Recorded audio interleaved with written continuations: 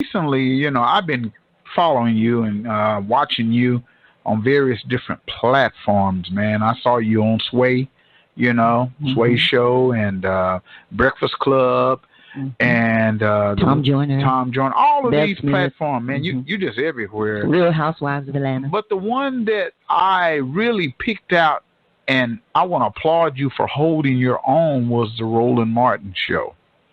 Man, you held your own on that one, bro.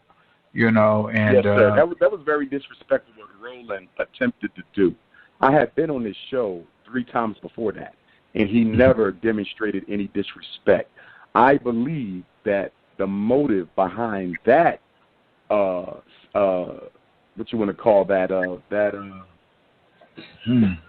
a jumping name episode, was motivated by the fact that when I did the last I had just did the Breakfast Club interview a week before, and it was the hottest thing on the internet, like hotter than anything. Everybody was sharing it. I mean, every time I go on the Breakfast Club, it goes viral anyway. And I think Roland had gotten jealous at the amount of love and support and views that the interview was getting, so he took it upon himself to be the person to try to poke the air out of my balloon. That's what that was about. Everybody singing his praises. I'm going to bring him back down to earth. And he ended up exposing himself, making himself look like a clown. I mean, you got me on national TV arguing with another black woman about why black men should marry black women. That is insane. That is insane.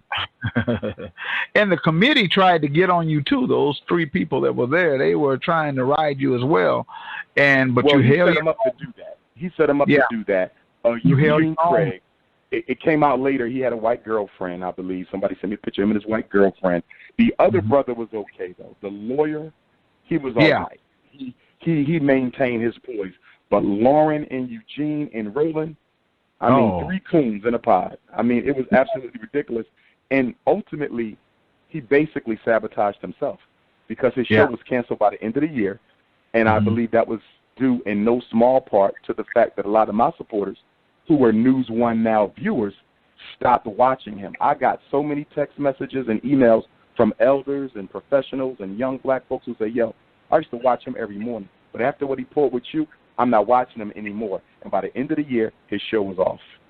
Yeah, I saw that. You know, I've seen that that segment several times. I analyzed it and I counted. Yeah, I analyzed. I've seen it a few times. That in the Breakfast Club. Now, the Breakfast Club was a whole different interview. They pretty. I like the Breakfast Club because they allow me to get the content out, and they allow people to make their own opinion of it, as opposed to a Roland Martin who wants to control the way in which the content comes out, you know, by his own twisted narrative and interpretations and distorted questioning. So with the Breakfast Club, there's always love when I go up there. Now, I ain't been up. We missed the interview I should have did last summer because I normally go every summer, so I don't know if they got the word that they can't bring me on there no more because the Breakfast Club interviews, they go more viral than anybody else they interview, rappers included. Yeah. Like, they really go viral when I do them. So I don't know why I ain't been back yet with the type of flips and spins that it get, but at the end of the day, it's a white platform. You know, it's a white platform. And although I do control what I say because I want to make sure it gets, you know, played. So you're saying the Breakfast Club is a white platform? I believe it is. Now, I do see they have the Revolt sign, so maybe Revolt is Sean Puffy Combs, so maybe they are on his platform now. I don't want to speak inaccurately about the situation, so maybe they are under Puff, you know, but be that as it may, it's still a mainstream platform that probably really doesn't value the unbridled revolutionary black voice because that's what I represent. There's few other black men with doctorate degrees who tell the truth about the racial situation the way that I do. I can't name one of them. None of your mainstream scholars tell the truth the way that I do because they work at white universities, want to keep their jobs at white universities. I don't operate in those constraints. So when I speak, I tell the truth. And black people rely on me to do that, which is why I will never sacrifice my soul or my tongue for a paycheck. Yeah. Well, one thing about this platform you're on right now, Dr. Umar, is the fact that the building is owned by black and the business is blackity black, everything. We tell our stories our way. And that's our motto. We tell our stories our way. And we like to have people like yourself on this show to give that narrative of truth. You know, as long as you're talking enlightenment. Truth and enlightenment, and hey, just telling it like it really is, then you know that's what it's about. Now, Dr. Umar, are you still giving those parent teleconferences? I think Tuesday morning. Occasionally. I just did one this past Saturday in Nashville, Tennessee. The morning of the lecture that I did at the 4th annual Nashville Soul Day. Shout out to the Nashville Soul Movement who brought me down there. It was a beautiful event. So I do them occasionally. I don't do them as much anymore because ever since the acquisition of the school, I've been much more busy these days. But for parents and listeners who have questions about their children, they can schedule consultations with me. And they can do that by emailing me at DrUmarJohnson@yahoo.com. They can also text message me at 215-989-9858. Again, 215-989-9858. They can also call the 800 number, which is 8444 Dr. Umar. That's 8444 DrUMAR. So I still do the private ones. I just don't do the free public ones as much because of a lack of time. Okay. Well, that's good. At least, you know, you can call in and email and still get that good guidance from you. Now, Dr. Umar, you know, there's been some controversy about where you got your degrees from. Now, we already know you got good degrees, Doctor of Clinical Psychology and Certified School Psychologist and all of that. Can you tell this audience, and you guys listen up, this man is legit with it and where your background comes from? I think I already satisfied that about 3 years ago, and I'm going to tell you why I say that. Okay. Around 2016, I got a phone call from the Philadelphia College of Osteopathic Medicine, which is the institution where I earned my doctorate degree. And the registrar's office called me, and they asked me, and this was intensified again after the Roland Martin interview, because as you remember, one of the insinuations he made was that I didn't have a doctorate degree. So after that interview, but even before that, but especially after the Roland Martin interview, which I think was 17 or 18, 17, I guess, the school called me and they said, we're getting hundreds of phone calls about your degree every week. We're not allowed to divulge any information about you without your permission. Can you give us permission to let these people know that you earned your degree from here in clinical psychology? I said, sure. They asked me before, but I said no, because I'm of the opinion I don't have to prove anything to anybody, and my work speaks for itself. And I'm one of the only people in black consciousness with a legitimate doctorate degree anyway. So if you don't question nobody else, okay, why are you questioning me? So my thing was, I told them no the first time.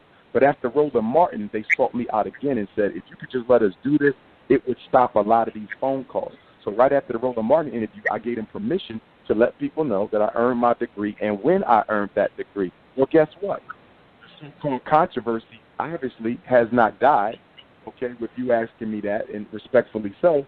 And it's ridiculous. What it shows is that the controversy was never about the authenticity of my degree. Why do I say that? Because for the past 3 years, you can pick up the phone and call PCOM and find out if I got a doctorate. So if you can pick up the phone and make one call, and verify whether or not this man has that credential, why would it still be a controversy? It's still a controversy because the detractors were never interested in the truth. They knew I had the degrees. They were interested in the sensationalism. For example, the person who started it, the person who started the campaign that I didn't have the degrees, the campaign that I was still in the school money, had no intention of buying the school, the campaign that I was not related to Frederick Douglass, he was right out of Philadelphia. And not only was he right out of Philadelphia, he was a former co-worker of mine at a charter school where I served as school psychologist. In other words, the very person who knew my credentials is the very person who put out the lie that I didn't have any. So you might say, why did he do that? If he worked with you, why would he tell people that you didn't have these degrees? Because he wanted to be what I was. He published a book. It didn't go anywhere. He tried to start a speaking career. It didn't go anywhere. He started his doctoral program under Malefi Asante at Temple in African American Studies. It took him forever to finish. I became what he always wanted to be. And because of his jealousy, he started the campaign that I was not a benefit. It came out of Philadelphia. So that's there what we actually go. Good happened. example of black folks. It came from home. It came from right here. Wow. Right there in Philadelphia. You never stopped. Hindsight is 2020. With hindsight being 2020, I wish I would have got ahead of it back then. The reason I ignored it because I said most people know this is ridiculous. I've been saving black kids for 20 years who don't know that. Okay, from California to Texas to Detroit, no one has saved more black children from special ed and ADHD and juvenile detention than me. I don't have to prove this. So I left it alone because I thought the truth was obvious. I didn't know black people were so thirsty for negativity that they would jump behind any negative campaign to destroy the character of someone who does a work that nobody else does. There is no other black person in this country that does what I do, and that is help parents save their children from the school-to-prison pipeline. They might have schools, they might be principals, but who is helping parents outside the school, equipping them with the information that they need to go into that school and save their child? I don't know of another black person that does the work that I do. So I thought because of that, black people would say, leave him alone. He's off limits because the role that he occupies, nobody else is in it right now. But they didn't. They don't care. They didn't care about our kids. If they cared about our kids, they would have never said I was stealing that school money unless they had proof, because this man is trying to open up a school for our children. Something none of y'all are trying to do. None of you are trying to do it. But guess what? Hate is stronger than love with Negroes. And they continued and continued, but that's why I was so grateful that God blessed us on February 7th of this year to buy that school, Frederick Douglass Marcus Garvey Academy. We have 4 buildings. They are beautiful. They are modern. They just have to be repaired. The Frederick Douglass building. We have over 16 classrooms. We have a gigantic gymnasium. We have a lunchroom. We have a separate gym across the street in the Marcus Garvey building. We got 10 classrooms. We got a tech room. We have all the space we need. The whole block is ours. We don't share space with nobody. We got grass in the front, grass in the back, and we still got a 4th building to work with. By the time we are done, the Frederick Douglass Marcus Garvey Academy campus in Wilmington, Delaware, will be the central black organizing headquarters on the planet. Because one of the things I know traveling the world is that we seldom have our own meeting spaces. I can count on one hand the amount of places I've spoken at that were owned by black folks. On one hand, and I've spoken on every continent except Australia. I can't even give you 5 places I've been in that we own. So the acquisition of FDMG is significant, not just for the future of our children, it's significant for us as a people because you have to organize us. And you can only organize us if you have the facilities to do so. And we have the facilities that can easily accommodate over 1,000 Africans on any given day. Once we open up that school, the lights will never go out. But I do tell you this, everyone who spoke a bad word against the school campaign, or myself, will never be allowed in. They have a lifetime ban because it is very distasteful to work against something that's for the benefit of our children. It is very distasteful. So everybody keep negative, get negative interviews, put out negative blogs and posts and memes. No need to show up on grand opening day because you will be properly escorted out by security. Now, Dr. Umar, is there going to be a tuition cost for the students that attend? Absolutely. It's an independent school, so it will be tuition. I don't know what that cost is, and I won't know until the school has been restored and all operating expenses have been accounted for. So I'm currently working on that. I will not have that number until it's closer to opening. I would like to keep the tuition at around $500 per month per child, which is very reasonable. And I do think I probably will be able to do that because we own the school outright. There's no mortgage. It is ours. It is ours. It is the property of the African race in trust to the Frederick Douglass Marcus Garvey Academy. So because we own it, that's going to put us in a real good shape because we won't have to worry about factoring in a mortgage with the tuition. How many students are you thinking about being able to house in that facility? Well, we're going to start with 2nd, 3rd, and 4th grade. That's where we're going to begin. In the final analysis, we're going to be preschool all the way to junior college because, again, we have the space to do that. So the beauty is we have the space to do whatever we want to do. Being a former school principal myself, I do know that one of the challenges that principals come across is outgrowing the building that they're in. That's one of the biggest concerns of principals because you're going to grow as a school, especially if you're doing the right thing. We won't have to worry about growing because we have 2 schools right across the street from each other. And because we have 2 schools right across the street from each other, we may even begin the Girl Academy, the Anna Douglas and Amy Garvey Academy for Young African Princesses. We may be able to begin teaching our young ladies sooner than expected. That was always a part of the FDMG program anyway. We always sought to include the girls once we got started with the boys. But because we have 2 separate schools, one of those schools could theoretically be the Girls Academy. Oh, that'd be wonderful. Man, great. That's a great thing. It's much needed in our, our communities, man. If more people could think about education and educating boys and young men, So what are some of the curriculum that you're going to have there? I mean, what kind of classes are you going to have? I know it's not going to be traditional classes, probably, but what are you going to have? Well, you're required to teach your math, your science, your language, your civics and history. I don't need to mention those. They're required. The FDMG curriculum hinges on 6 core curriculum: political and military science, understanding the world that we live in, and understanding the art of self-defense. Our young men will be trained in weapons, violent, as well as silent. They're going to get it all. They will be masters of self-defense. And then we have our agricultural and agronomical curriculum. We actually visited one of the oldest continuously owned pieces of black farmland up in Indiana a couple of months ago. I'm going to be working with them and other black farmers around the country to create a program, an agricultural science program that will make every young man at our school a walking, talking Dr. George Washington Carver. Then we also have an agronomical, a dietary and nutritional program where we're going to teach our young men the art of how to eat to live, understanding the nutritional content, how to combine food to get the maximum nutritional benefit, understanding why you shouldn't eat sugar, caffeine, high fructose corn syrup, understanding that there's a cycle to eating, that you shouldn't stuff your face all day, every time you eat. You lose enzymes that are essential to the maintenance of life. We're going to make sure they understand not only why you need to grow your own food, but how to eat that food after you have harvested it. There will also be a spiritual and astrological curriculum. The school itself will be an independent parochial academy, which means it has a dedicated religious component or spiritual component, and that will be the system of Ifa, which is the Yoruba system of spirituality, which I ascribe to. But not only will they be limited to Ifa, they will be taught Dogon, they will be taught Kemet, they will be taught Akan, they will get Nation of Islam, Rastafari, gods and herbs. I want to expose our young men to all of the rich spiritual traditions that exist in the diaspora, but they understand that our foundation is Ifa.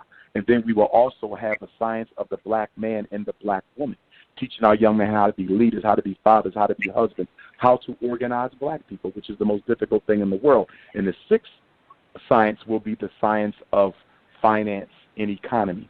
They're going to understand the stock market. They're going to understand real estate. They're going to understand multinational investments. They will know how to do their own business plans. And when they graduate from our school, we will provide them with their first small business loan to get started.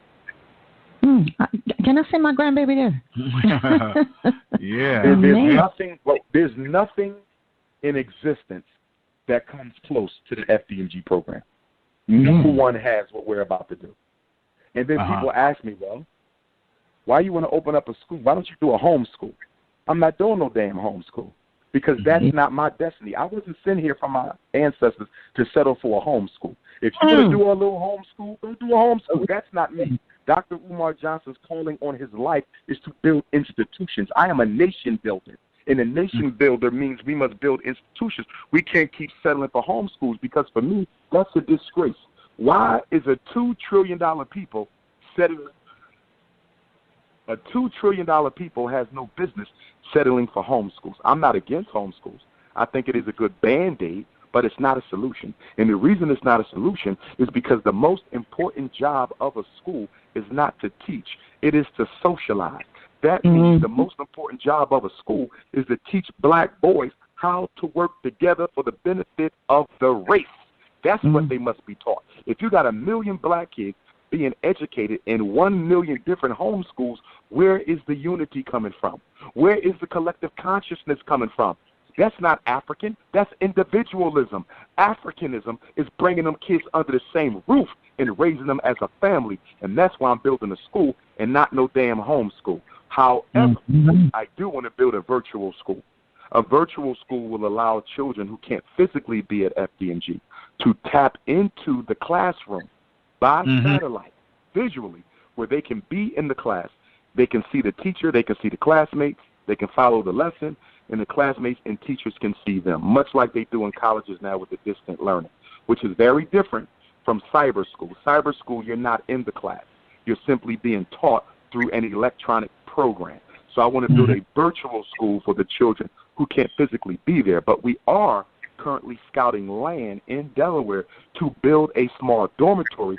So for parents who desperately need their sons at the school, not just in America, I'm a Pan-Africanist, so this is not just about America. This is about Africa, it's about South America, it's about the Caribbean, it's about Australia, Canada, and the UK. It's about all of our children. And for parents around the world who want to send their sons to FDMG but can't afford to relocate, they'll be able to send them to us and they can live with the brothers in the dormitory. That's the long-term goal. But that won't be ready for about 5 years. The immediate goal is to get the school open and ready for learning.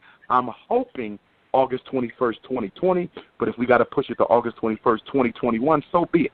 At this point, it doesn't matter when it comes. I just need everybody to know it's coming. Now, what's the process? Got the building. The building is half the battle, and we own it. That's just a matter of when, not if. Now, Dr. Umar, how do you go about selecting your teachers? You know, what qualifications? They're going to get interviewed. They're going to get interviewed. We have, right now, over 3,000 applications. Right now. Okay, I have 3,000 resumes from across the world, which means I would have I would probably have the most historically diverse teaching staff in the history of independent schools in the world.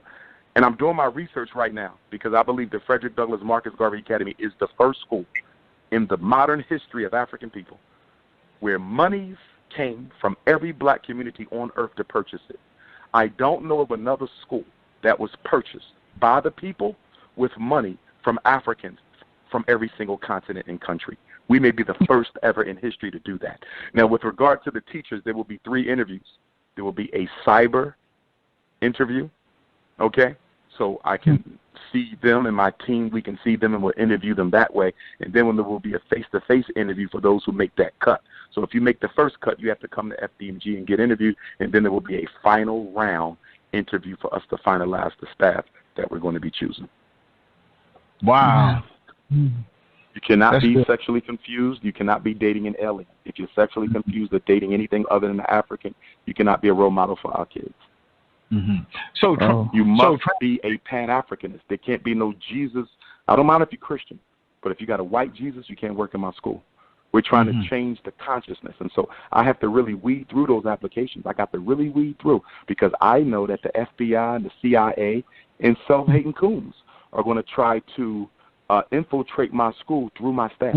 They're going to send somebody in whose job is going to be to try to destroy us from the inside. I already know that because an independent school is like an independent nation, and there's always spies working for the enemy. And we know that there's more Negro spies than any other group in history.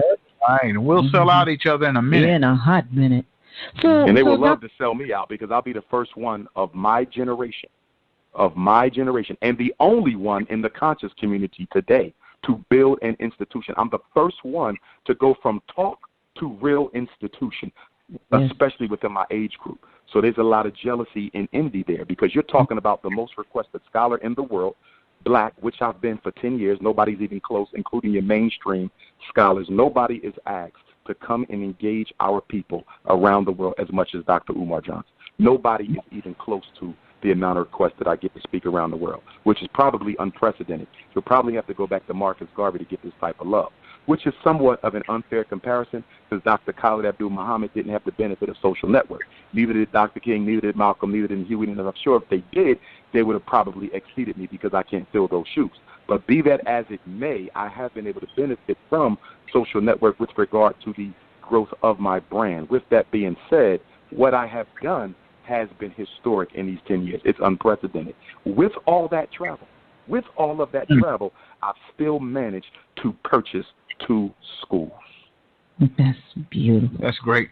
So, Dr. Umar, and I'm just throwing this out there, So the school is predominantly for our people. What about biracial No, it's children? exclusively for our people. It ain't predominantly for our people. Okay. It is exclusively for our They people. can't be biracial and go there. Well, biracial from my Pan-Africanist platform, which is the same Pan-Africanist platform of the Honorable Marcus Garvey and every father of Pan-Africanism, we have always, every last one of us, from Patrice Lumumba to Kwame Nkrumah to Thomas Sankara to Amilcar Cabral to Alexander Crummell to John Brown Russwurm to Huey Howland Garnett to Bishop Turner to Martin Delaney, we have always considered mixed-race Africans to be Africans. I don't have an issue with a biracial African at all. I have heroes that were biracial. Booker T. Washington was biracial. There's significant evidence to suggest that Nat Turner was the product of a rape by the slave master. So some of my greatest heroes were mixed race. I don't have an issue with mixed race African. I judge all Africans. Whether you got one black parent or two black parents, you're judged by the same standard. And that is, do you think and act like an African? That's what matters. You can say Clarence Thomas. He's a blue, black, purple, unmixed Negro, and is one of the biggest coons in American history. So I don't get caught up into she only got one black parent. If your mother African or your father African, you African, as long as you identify and uphold the honor of your race. Amen. Which is so important. So important.